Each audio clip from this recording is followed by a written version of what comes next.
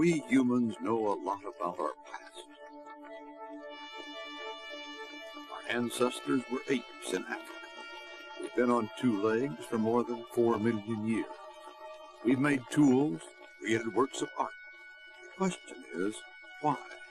Why are we who we are?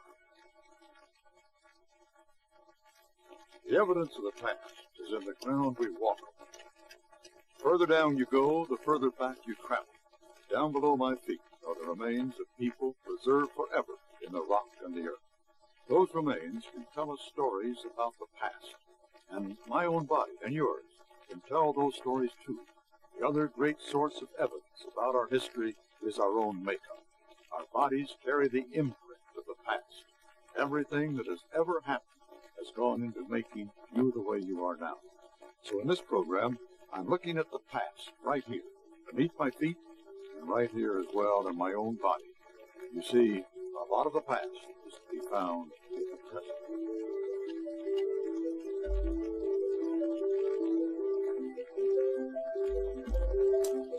Scientists can examine the very tiniest elements of our makeup, our DNA, the little bricks of life that all of us have in common.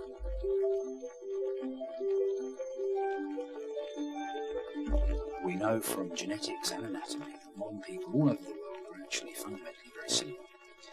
The racial differences we see are pretty superficial. They seem surprising to some people, but they are indeed superficial. If you strip away the skin and superficial features, underneath we're all very similar. And I think underneath, ultimately, we're all Africans. All the racial features we find today, in my view, have evolved within the last 100,000 years.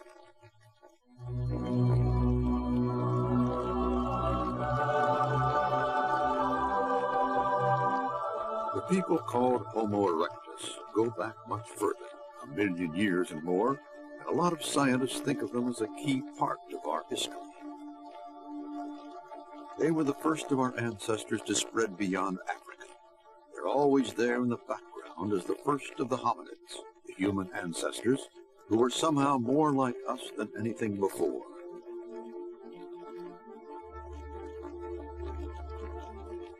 And there's no doubt about where they came from. Are you suggesting that my ancestors came from Africa?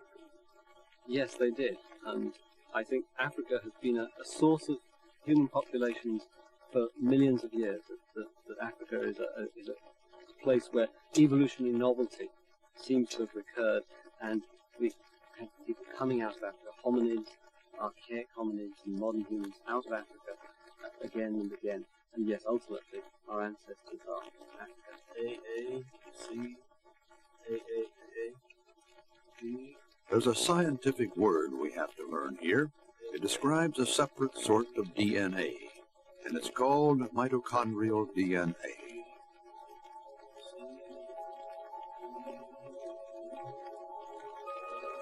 It's best to think of it as a family name passed down through the generations. Except in this case, it's passed down only through the female line. And because of the way it's inherited, we know in the end it all traces back to one person. Mitochondrial DNA in every person alive today can be traced back to one single woman.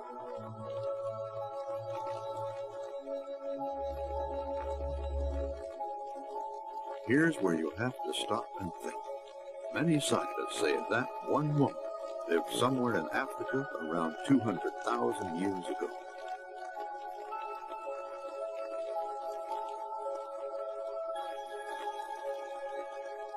There was one woman to emerge in Africa around 200,000 years ago who had a new mitochondrial type, and we can call her mitochondrial Eve, if you will. She gave rise to a band of humans, some of whom stayed behind in Africa, others of whom spread out to various parts of the old world, replacing and not mixing with the older Homo erectus populations. And it is from this one woman that we've inherited all of the mitochondrial types we see today. This Eve did not come from nowhere. We are all descended from her, but she came from an earlier hominid population in Africa, special only because of her DNA. A new wave of people, Eve's descendants, modern humans, are said to have replaced the populations they came across, like the Neanderthals in Europe. They took over from them. This upset paleontologists because they felt that they could see continuities between Homo erectus and living Homo sapiens today. For example, they said, well, the Homo erectus in China, we can begin to see racial characteristics there that we see in living Chinese today. So the paleontologists were seeing continuity back to a much older time, around 1 million years ago, and the geneticists were saying, no, it can't be that there's a continuity in that way, because we must have all come out of Africa at a more recent time. And they said, it's obvious, since all living mankind has that kind of mitochondrial DNA, that when these individuals left Africa a mere 200,000 years ago, they must have totally replaced all other hominids living everywhere else. Java, China, Israel, Georgia, the south of Europe, and the total replacement idea stuck in the gullets of many anthropologists. They could not conceive, and I could not conceive, that such a thing was possible. There are two contenders to be the most recent ancestor of all modern people. Either we all descended from Eve, the new African strain of hominid, or from Homo erectus, the much older species.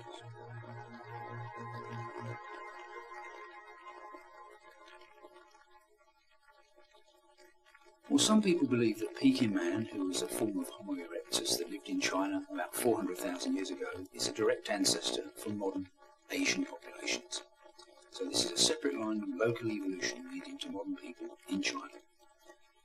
So on that view, Peking Man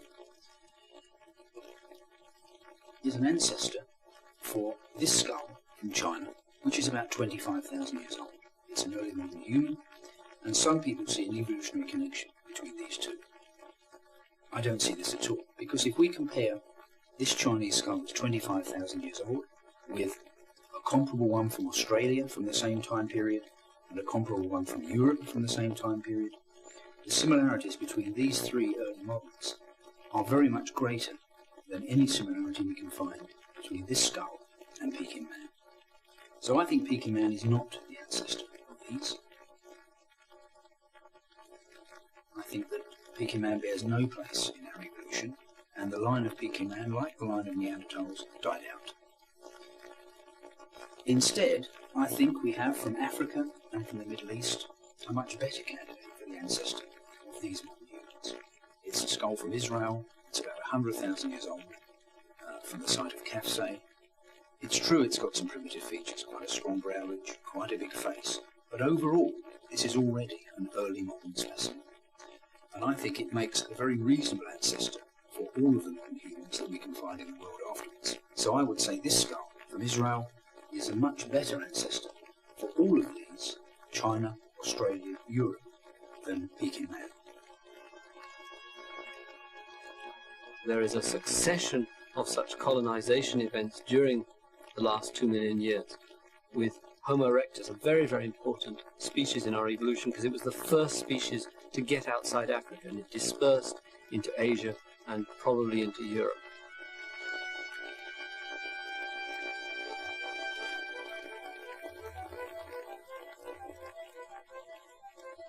And probably there were other populations, other species, subspecies, which repeatedly moved across Asia and Europe, out of Africa, perhaps back into Africa.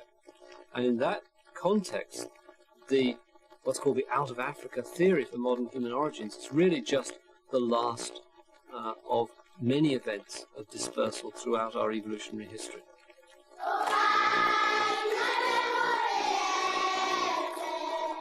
All today's people, however different they may look, have the same hominid ancestors who lived in Africa, maybe as little as a couple of 100,000 years ago. Under the skin and superficial features, everyone is basically the same.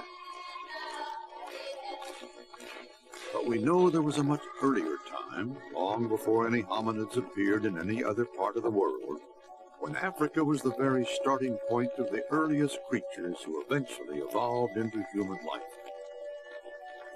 Do we have any idea why, coming from the same space, let's say the chimpanzees, why did they continue to be chimpanzees and we suddenly became what we are? Is partly an accident. What you had is the right type of animal in the right sort of environment at the right sort of time when things were changing, so that us, a bipedal ape, began to do something different. And in that sense, it's an accident. But the fact that those conditions led to a particular type of species is not an accident. It's evolutionary process, natural selection. And so what makes evolution so exciting is constantly balancing this chance event, the accident, with the relentless nature of selection as an evolutionary process. Evolution doesn't think, it just happens. It's not trying to make people. It can't look ahead. In a way, it's making life up as it goes along. When a new kind of behavior or appearance seems to work, that's called selection. Given our time over again, we might have evolved into another four-limbed monkey.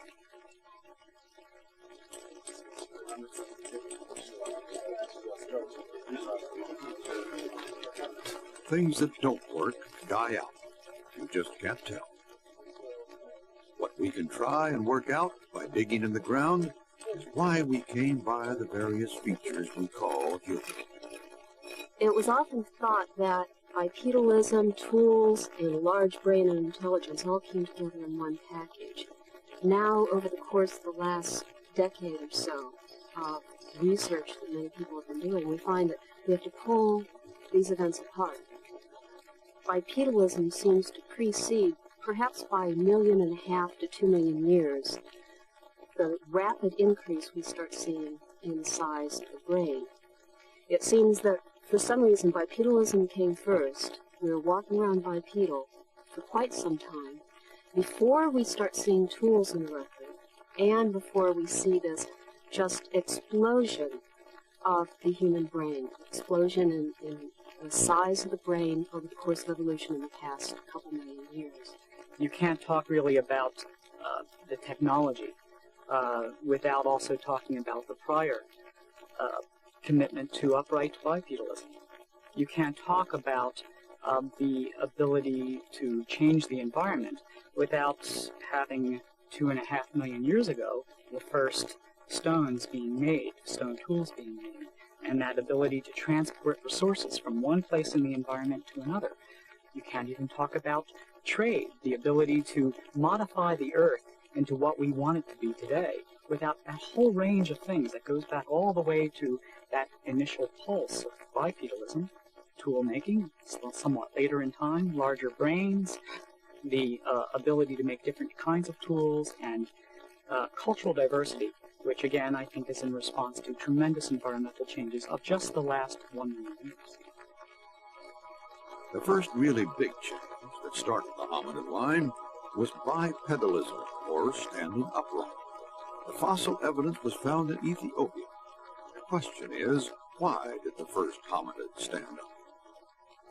Lucy was a representative of a very successful long-lived species. We first picked traces of her species up in the fossil record, perhaps as old as 3.8 or 3.9 million years ago, and we follow them up in time to just younger than 3 million years ago. 3 million years ago, Hadar was a cooler, wetter place.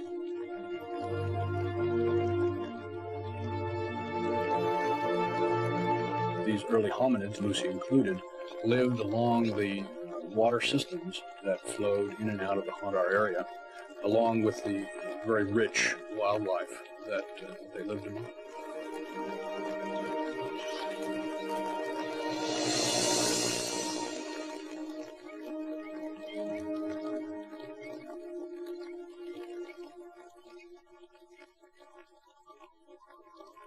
With this specimen, we were able to determine that Lucy and the other specimens belonging to her group were more primitive than any fossil species in human ancestry discovered up to that point. And thus she deserved a new species name, which was Australopithecus afarensis, the ape man of the Afar.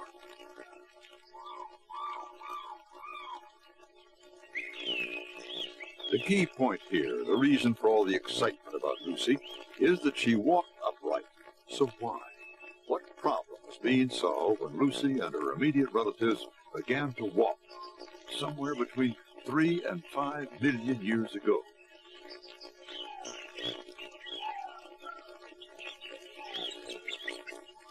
They must have had a really good reason to stand up. Four-legged animals get around just fine, and there's a price to pay for being upright like us. And that price is all of the orthopedic and the obstetric complaints that we're all familiar with. All of the neck pain and the back pain and the sacroiliac joint problems and the knee problems and the litany of orthopedic problems, which provides a whole industry of modern medicine. That goes with bipedalism. And not only orthopedic problems, but obstetric problems. And until very, very recently, childbirth was a very dangerous and painful experience for women. Now, chimpanzees don't have that problem, and gorillas don't have that problem. We have that problem. And we only have that problem because we've got a pelvis which is adapted to walking. So evolution, for humans, it hasn't created anything that's perfect. On the contrary, what it's done is it's created a compromise. We made sacrifices in order to use our hands. We've got to live with that compromise.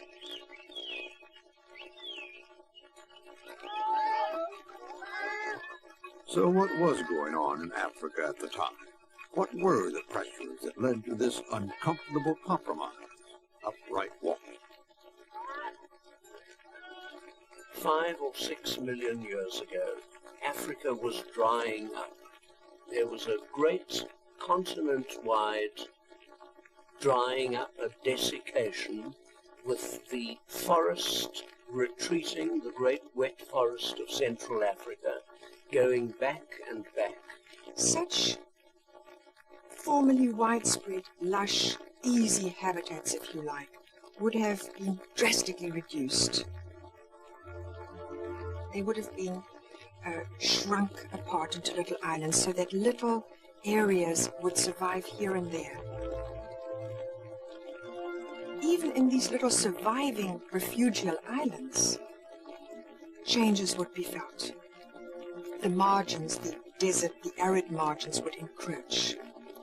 Seasonality would increase. Certain foods would disappear. And the pressure would be on those creatures caught in these little islands to change or disappear altogether. And under those circumstances, it seems that the first step in the human direction appeared.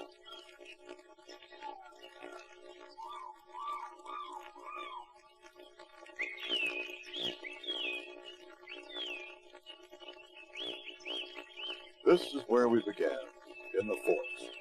In many ways, the earliest apes looked different from modern apes, and they may have moved differently, too, along the tops of the branches. We've done a little evolutionary experiment, a bit like the experiments all those millions of years ago.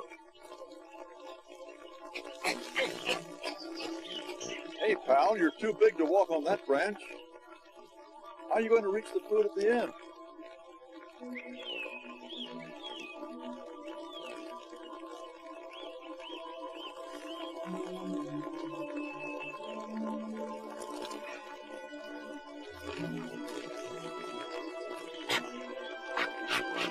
Thing is, the trees are disappearing fast, and there aren't many places you can still hang out.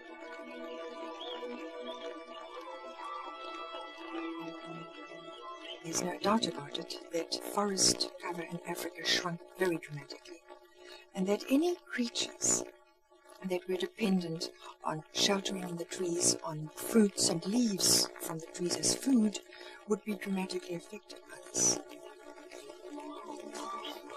Bravo, but there's not much left to eat around here, you know.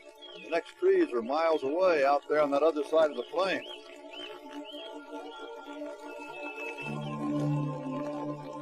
Don't look so worried. All that hanging and climbing is good practice for being upright like me.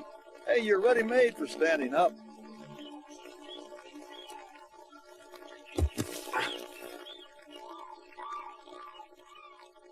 I think there can be very little doubt that the earliest hominids arose partly, at least partly, in response to this major climatic change.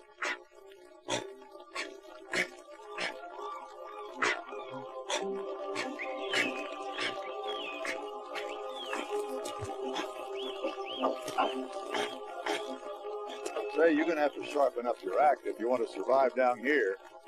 Your legs are too short for serious walking. Your arms aren't long enough for serious climbing. You better start making up your mind pretty soon. You need a better grip, a little more control.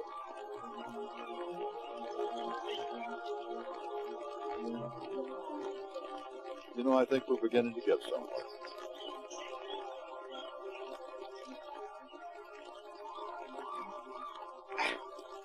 When we became upright walkers, we set in motion a number of adaptations, all of which were critical to the evolution of modern man.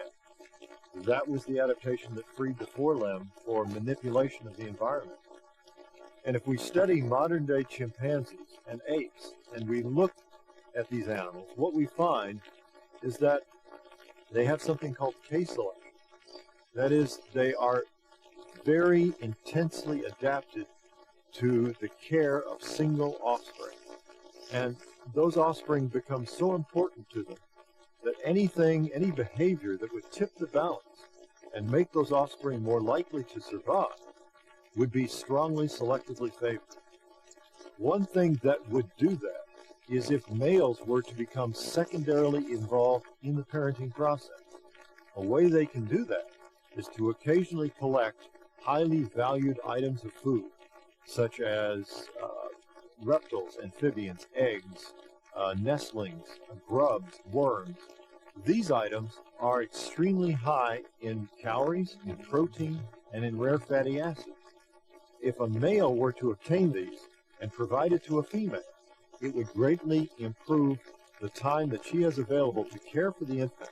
It would raise the survivorship of the group and of the infant, and it would be an intensively favored form of adaptation. But that form of adaptation requires walking upright so that you can carry items like that. Adopting upright locomotion must have improved our reproductive rate. And it set in motion a whole series of adaptations that would eventually lead to the evolution of modern man. Suddenly, these early creatures, ancestors of which used to live in the trees in the high canopy forests of Africa, found themselves in much more open savanna, and they had to adapt now.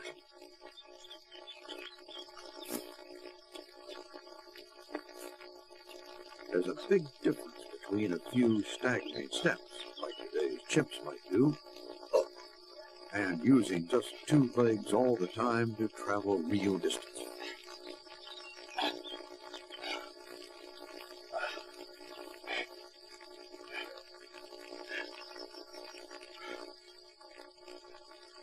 Hot? Tired? Well, like I said, you've got a long walk to reach the next forest. Take it from me, pal, it's a lot better on your hind legs. Try it that way.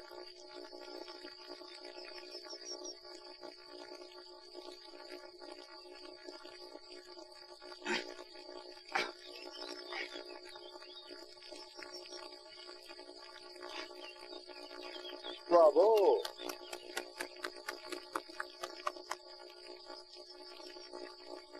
One of the major problems our ancestors would have encountered as they attempted to colonize more open habitats would have been heat stress. There would have been very strong selection pressures on the first hominids, favouring any adaptations which either reduced the amount of heat they gained from the environment or which helped its rapid dissipation.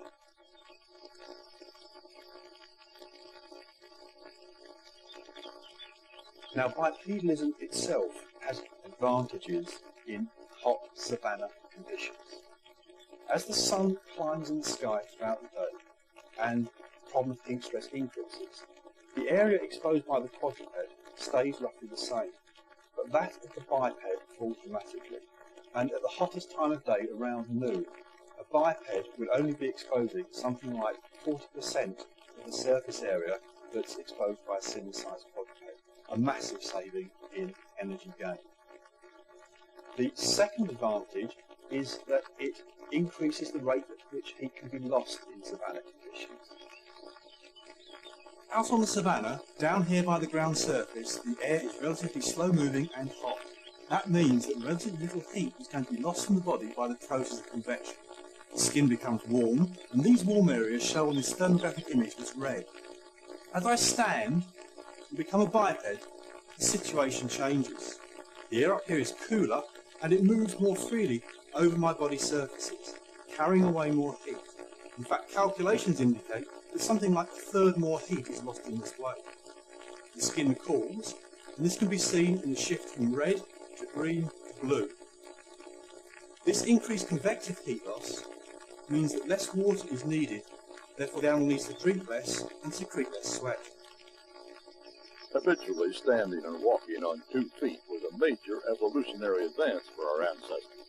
It required many modifications to the bones and muscles, and it was probably accompanied by other changes, such as hair loss and better sweating mechanisms that helped to dissipate heat. How many thousands of years it took to accomplish all these changes is not known, but if the changes were critical for survival, then the transition, in evolutionary terms, could have been very rapid indeed. From 5 million years ago, we had set out on a completely different course. The environment had changed. The forests were in retreat. The climate was drier and hotter. Evolution selected upright walking as a better way, in the short term, to survive and thrive.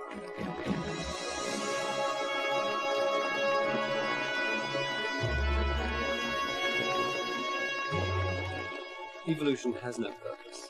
It's not as if the changes that we see are going anywhere, in the sense that there is an end product. Evolution is about local events, local adaptation, so that it's much more about changing to the immediate circumstances, the day-to-day problems that an animal has, rather than heading off for some evolutionary goal in the distance.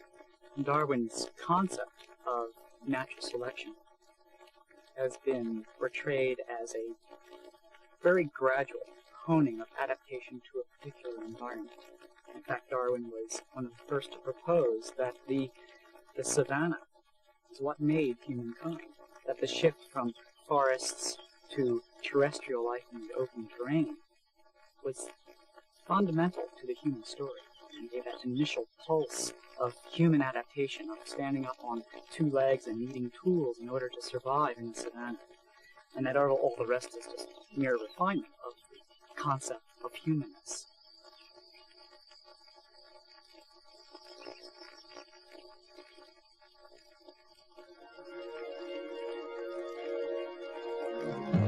One of the great driving forces of evolution, and is obvious if you think about it, is the daily business of getting food.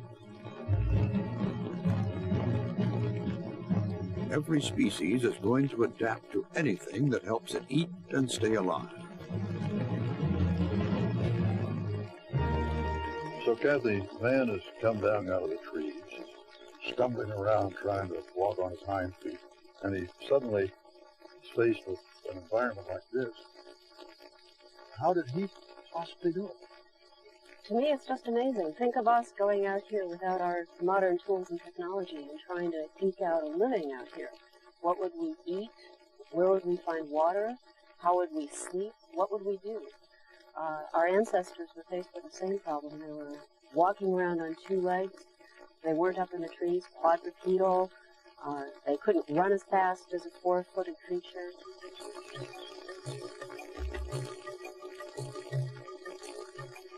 We have a number of biological limitations if you compare us to other animals carrying out their day-to-day activities, getting their food.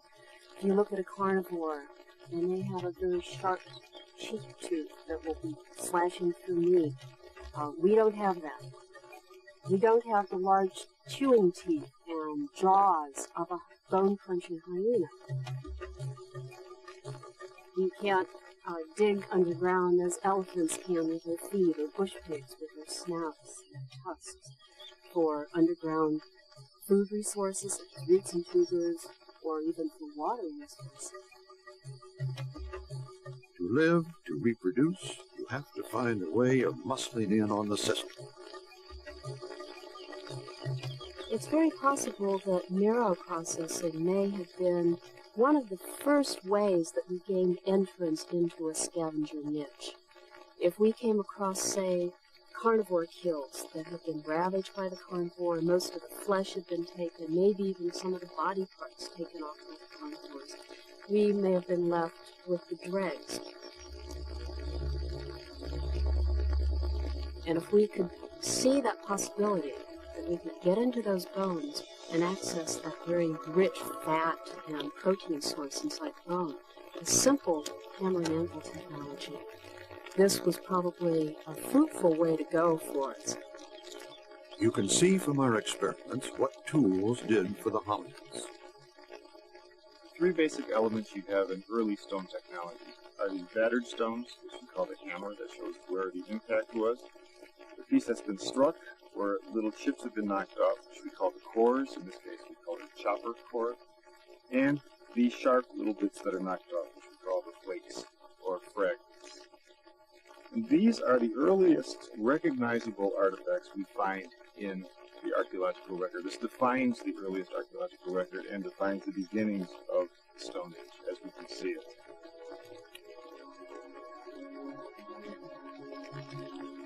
The tools were making up for some of the handicaps the hominids faced in the vital search for food. These tools were their calling cards. This is what they knew how to do. This is, in a sense, a kind of a new set of teeth for hominids. They could make teeth that like this that could be used for crushing and kind of magnifying the use of our molars, which are used for crushing, where they could make teeth like this that were sharp. They could be used for cutting, equivalent to a carnivore's canine tooth. And so they extended the range of their anatomical possibilities with these tools. And they did it a lot. And that's why we see so many of them here.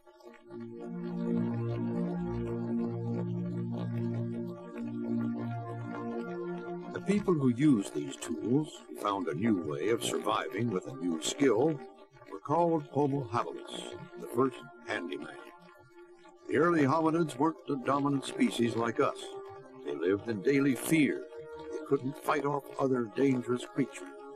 They had to find nourishment where they could. They ate on the move, slept where they could find safety.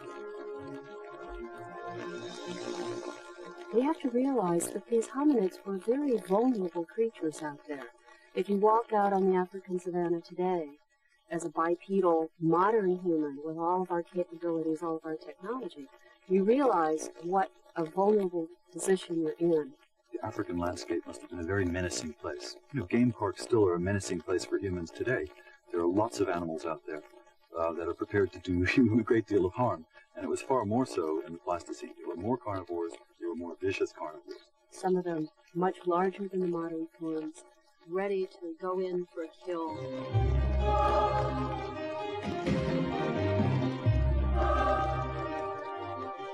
These carnivores are much faster, much better equipped for predation than this little bipedal hominid would have been.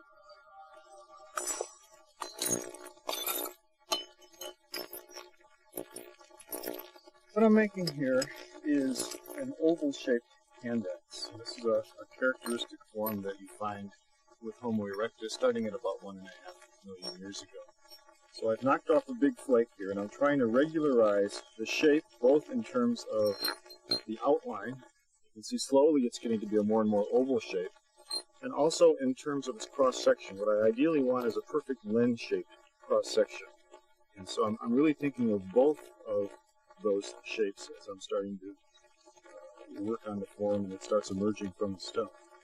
The stone hand axe began to be made about 1.5 million years ago.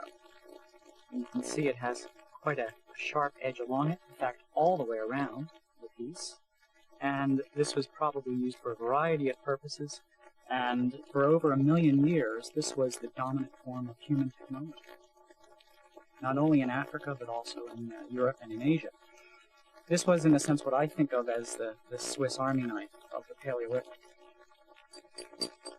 I think the name of the game in the early Stone Age is you want to cut the animal carcass up and get them to a safe place to eat before you're chased away by lions and hyenas and other animals. So I see these as rapid tools to be used for quick dismemberment and get the edible portions of an animal carcass to a safe place for consumption. The tools were a breakthrough, but they were no guarantee of survival. Over millions of years, there were many different species of hominids. Most of them, even some of the tool makers, were selected out. They became extinct. We don't know which of those large-brained tool makers became Homo erectus at this stage, and so it's hard to lay your finger on which one became extinct and which one survived. But we do know that that happened.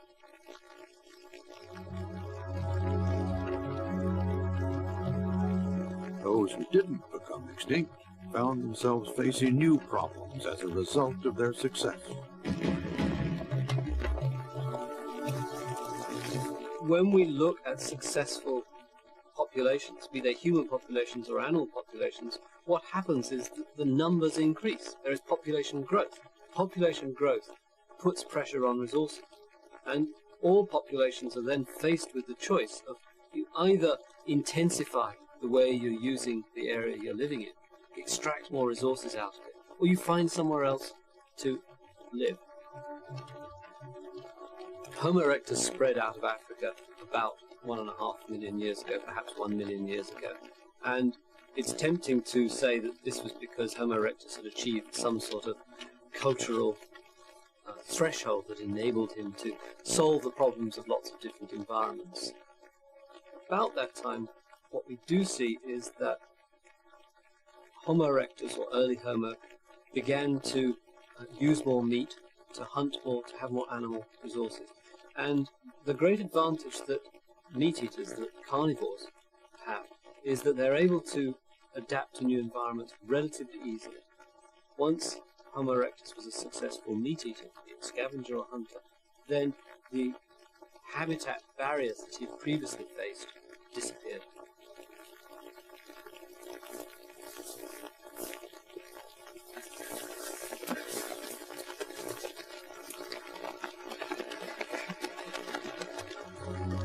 The hominids could go to wherever there were animals to eat.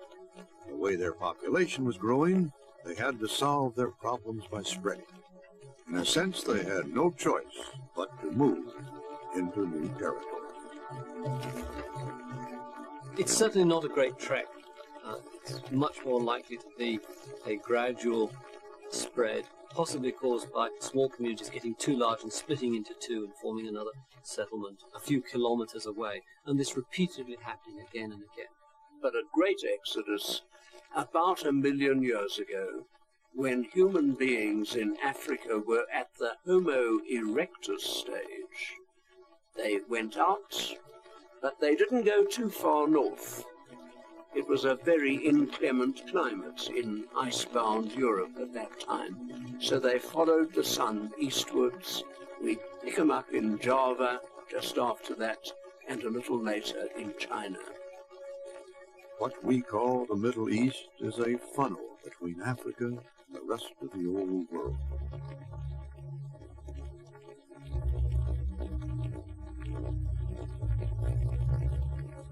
Our earliest ancestors had to go this way, and there's evidence of many movements there of different peoples over hundreds of thousands of years. Scientists are hot on the trail of our past in this prehistoric crossroads, and they've found evidence from recent times of another key human activity. The main discovery in this cave is that we see that the distribution of fireplaces and the distribution of the dumps where people threw away the used artifacts and the animal bones are clearly separated, which means that there are some clear indications that, like us, modern humans, people were sitting around the hearth and throwing away the waste, the broken tools.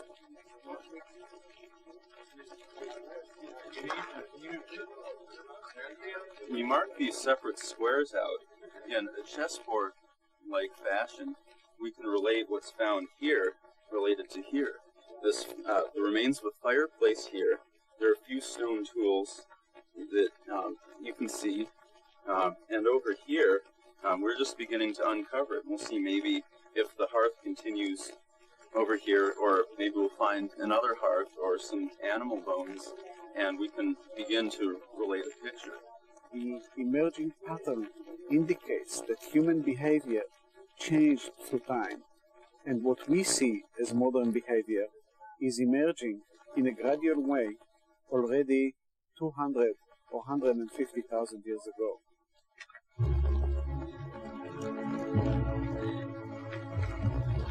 From the caves of the Middle East, we know fire was being used routinely by 150,000 years ago. But when was it first used, and what did it do for the hominids? This was probably the first major step in the long series of technological steps that transformed early people from a subservient species to the dominant species that we know people to be on Earth today.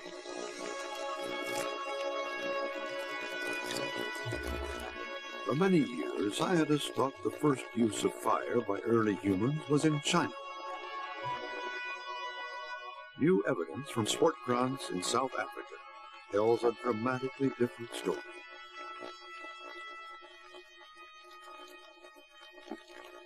Well, it was while we were excavating the contents of this gully up against this wall that we found over 200 pieces of burnt bone in the stratified layers that went right through this profile here. The burnt bones date back to over 1 million years ago. We're now looking at fire that's 3 times earlier than previously thought, and not from China, but from South Africa. So those of us that were working on it were thrilled at even the possibility that this could have occurred. How do you go about showing not only that there was an association of humans with fire, but how do you show that the fire was used?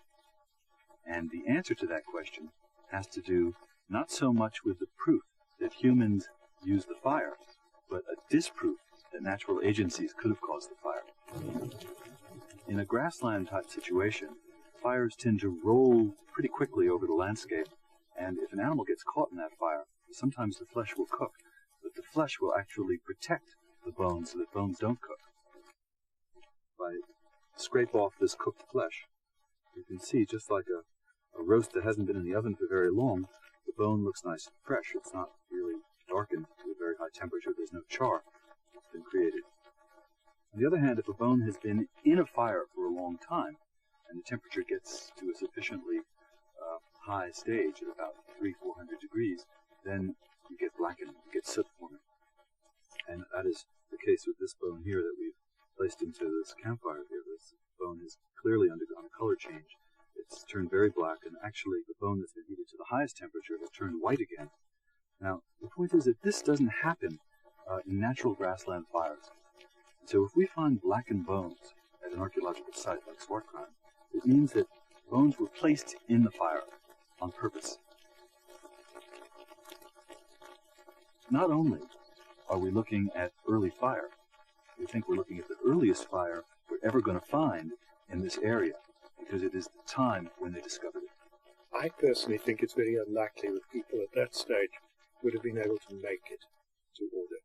Because, you know, that's an extremely involved technical process to make fire. But to go to a lightning strike in the early summer when the grass is dry and when the whole grassland starts to burn, and to bring back some of the glowing charcoals and twigs and some branches burning, that in itself is an achievement, but it's not nearly as great as having to make that fire for yourself.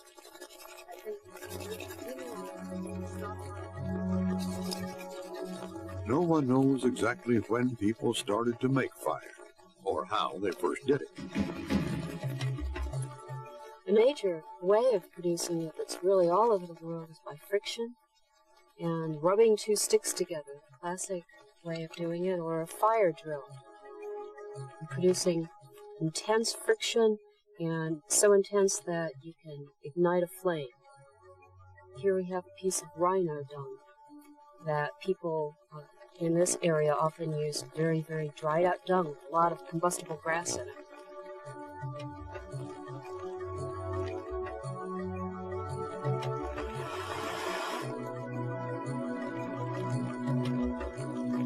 You can amplify this technique of the fire drill by other little additions. You could wrap a thong around that upper drill and keep a continuous motion going.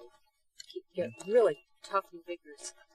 I must tell you, Kathy, that this is not only still used as we've seen with the Mass Hive, but with the Boy Scouts of America.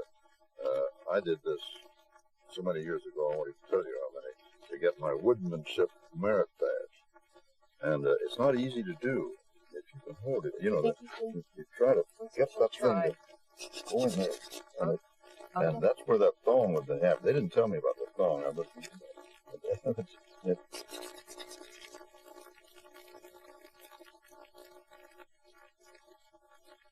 The problem that humans were able to overcome with fire was the problem of predators. We know that these animals are afraid of fire. So it makes sense that fire might have been a fantastic breakthrough for humans, simply in being able to avoid the daily threat to their lives from carnivores while they slept. It's certain that fire has given us enormous benefits in the course of our evolution. We could move into new environments that we couldn't inhabit because they were too cold or too far north. We could produce light far into the night. In cooking, it kills parasites, it kills toxins in plants that we can't eat unless we cook them. It just expands our world so much. It's hard for us to imagine a world without fire in it. We have some answers now. We know why we stood up, why we used tools, why fire was so important. But why did we use light from that fire to go into dark places to make images?